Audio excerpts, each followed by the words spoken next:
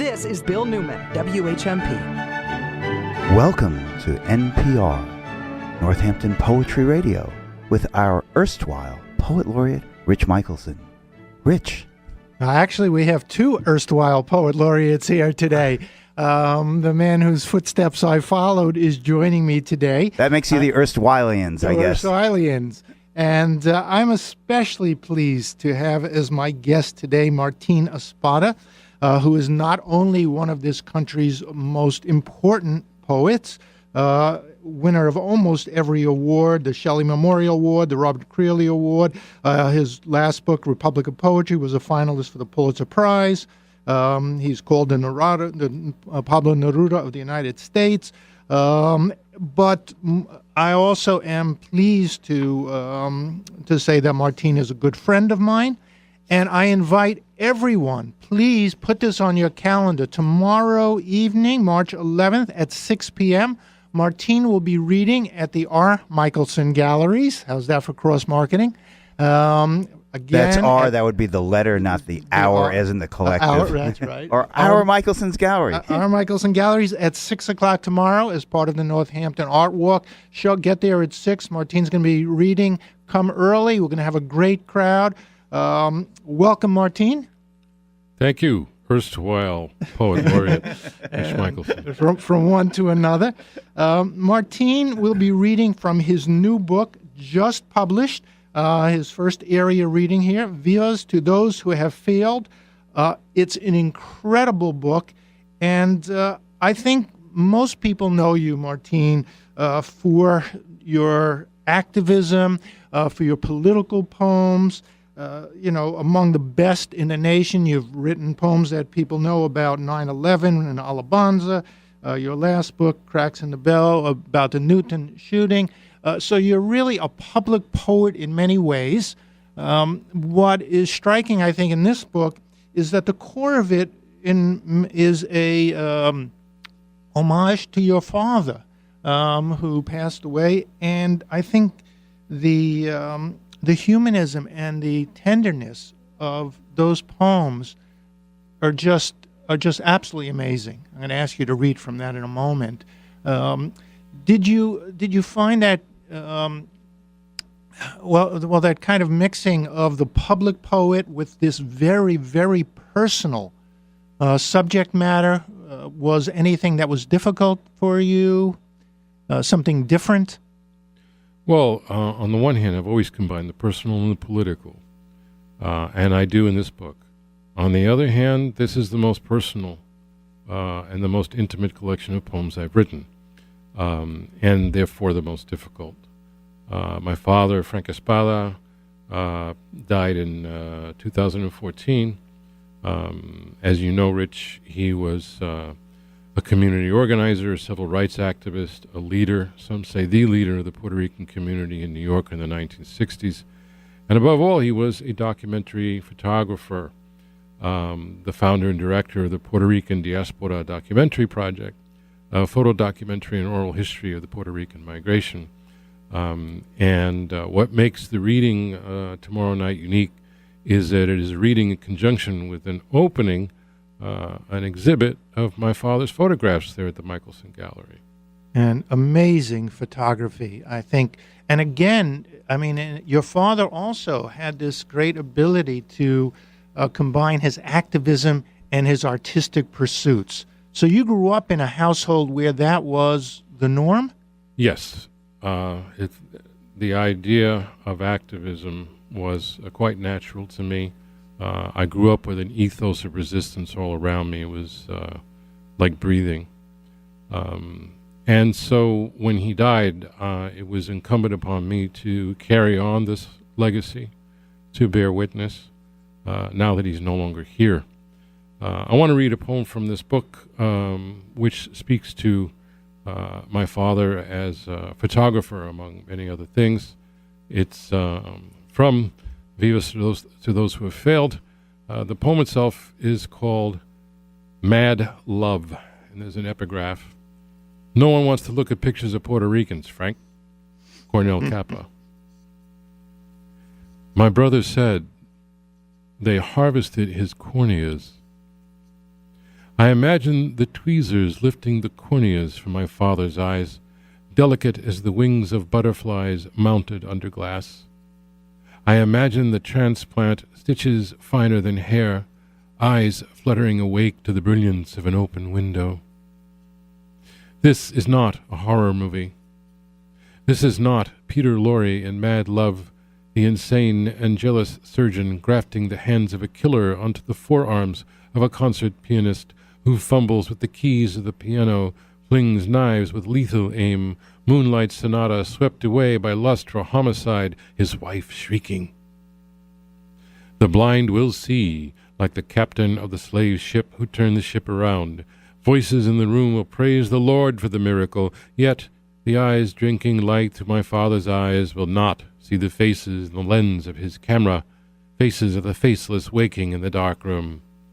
Not the tomato picker with a picket sign on his shoulder that says, Reagan steals from the poor and gives to the rich.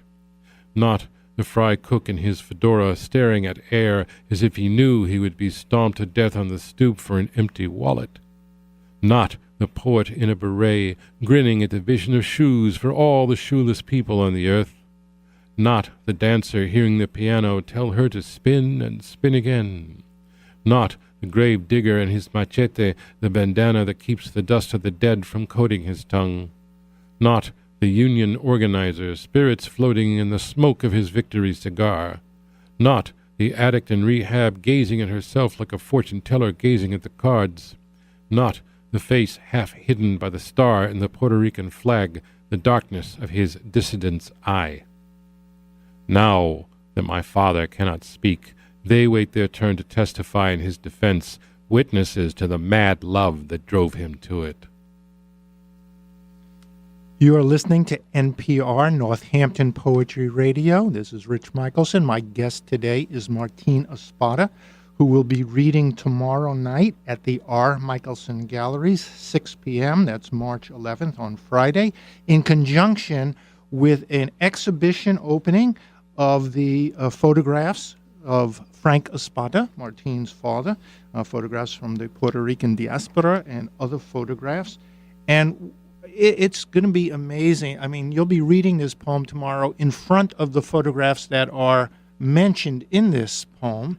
Yes. And that's going to be, I mean, I think the poignancy of both is just already, I can't wait. Yes, there were several instances some years ago where I actually did readings at my father's openings. In fact, one of the last exhibits he did was right here at the University of Massachusetts in Amherst, and I remember reading a poem or two to open. Mm-hmm. Martín, can you explain to us the title of your book, Vivas to Those Who Have Failed? Why that title? Well, the title comes from Walt Whitman and Section 18, Song of Myself.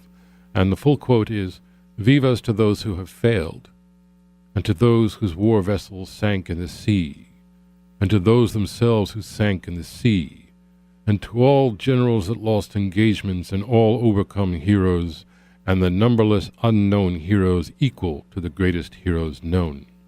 And that last line is really key to understanding the phrase, Vivas to those who have failed. That's the context. It's about those numberless unknown heroes equal to the greatest heroes known, my father being one of them, but there are many of them who populate this book.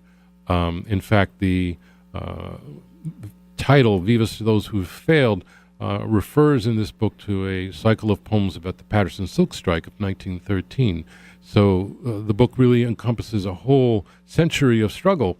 But why failed? Because we need to redefine our language. Because we need to redefine what we mean by failure. Because sometimes we had to fail before we succeed. Because in the case of the Patterson Silk Strike, to provide a perfect example, the strike failed. They lost that strike, but their key demand was for an 8-hour day. And we have that now, and we take that for granted without realizing where it came from. Do poets have a responsibility? Do artists have this responsibility for social engagement? I do. And it does make a difference, as you're saying. You know, people seem to think that poetry does not make Anything Happen, which is probably one of the most quoted and unfortunately most quoted lines. You were a tenant lawyer as well as a poet. Your dad was an activist and a photographer and made change happen. Is it just a long-term vision that we need to stick with? I will quote a former professor of mine, Herbert Hill, University of Wisconsin, who said, "Ideas have consequences." Ideas have consequences. What a wonderful clarity to that phrase. And I believe the same is true of the ideas contained in poetry. Why not? And you put that poem up into the atmosphere, as I did with that last poem. It becomes part of the air that we breathe. And yeah, it makes some sort of difference, but it can't be quantified. It can't be weighed, measured, labeled, packaged, and we're going to lose our minds if we try. So did you give up lawyering because poetry, you think, actually moves people more? Or is this just something you had to do, you just had to write, and so something had to give in terms of your time and efforts and focus? Well, I was a poet lawyer. I suppose I still am. You never stop being a lawyer. You're sort of stuck with it. Oh, no. More bad news this morning. Yes, more bad news this morning.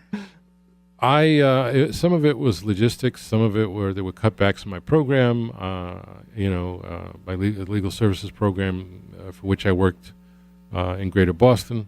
But in fact, I had been a poet long before. I published my first book before I went to law school, my second book right after I got out of law school. And so I was a poet lawyer. I was like this creature out of Greek mythology, at the head of a poet and the body of a lawyer. So Right, and it's just a few letters to go from a poet lawyer to a poet laureate. So really. that's something like that. You're listening to NPR Northampton Poetry Radio. My guest today is Martín Espada, who will be reading tomorrow night, Friday, at the R. Michelson Galleries from his amazing new book, Vivas to Those Who Have Failed, along with the opening of an exhibition of his father's work. Please show up, come. I guarantee you Martín is a wonderful, incredible poet. If you know his work, I know you're going to be there. If you don't know it, treat yourself, come. Join us tomorrow. Martín, can you take us out of here with a poem? Sure, if I may. This book is about many things. My father is the primary focus, but not the exclusive focus. And I know what he would have said about the recent history of police violence against people of color. And I know that because a friend of his, Martín Tito Perez, a musician and photographer, was, quote, suicided by the police in East Harlem in 1974. He makes an appearance in the following poem, along with some cases with which you will be familiar as listeners, Michael Brown and Walter Scott and Eric Garner among them. This is called How We Could Have Lived or Died This Way. Epigraph. Not songs of loyalty alone are these, but songs of insurrection also. For I am the sworn poet of every dauntless rebel the world over. Walt Whitman. I see the dark-skinned bodies falling in the street as their ancestors fell before the whip and steel, the last blood pooling, the last breath spitting. I see the immigrant street vendor flashing his wallet to the cops, shot so many times there are bullet holes in the soles of his feet. I see the deaf wood carver and his pocket knife crossing the street in front of a cop who yells, then fires. I see the drug raid, the wrong door kicked in, the minister's heart seizing up. I see the man hawking a fistful of cigarettes, the cop's choke hold that makes his wheezing lungs stop wheezing forever. I am in the crowd, at the window, kneeling beside the body left on the asphalt for hours, covered in a sheet. I see the suicides. The conga player handcuffed for drumming on the subway, hanged in the jail cell with his hands cuffed behind him. The suspect leaking blood from his chest in the back seat of the squad car. The 300-pound boy said to stampede bare-handed into the bullets drilling his forehead. I see the coroner nodding, the words he types in his report burrowing into the skin like more bullets. I see the government investigations stacking, words buzzing on the page, then suffocated as bees suffocate in a jar.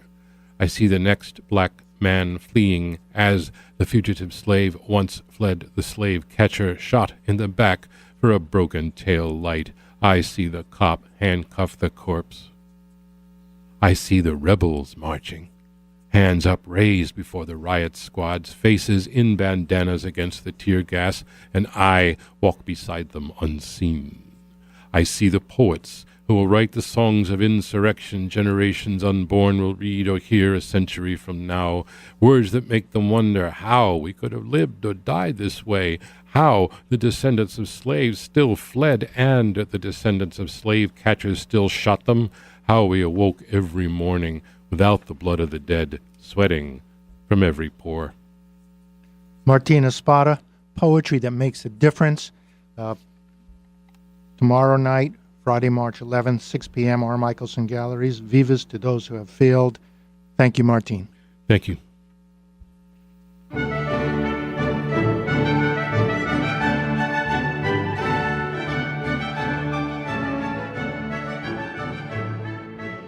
This is Bill Newman.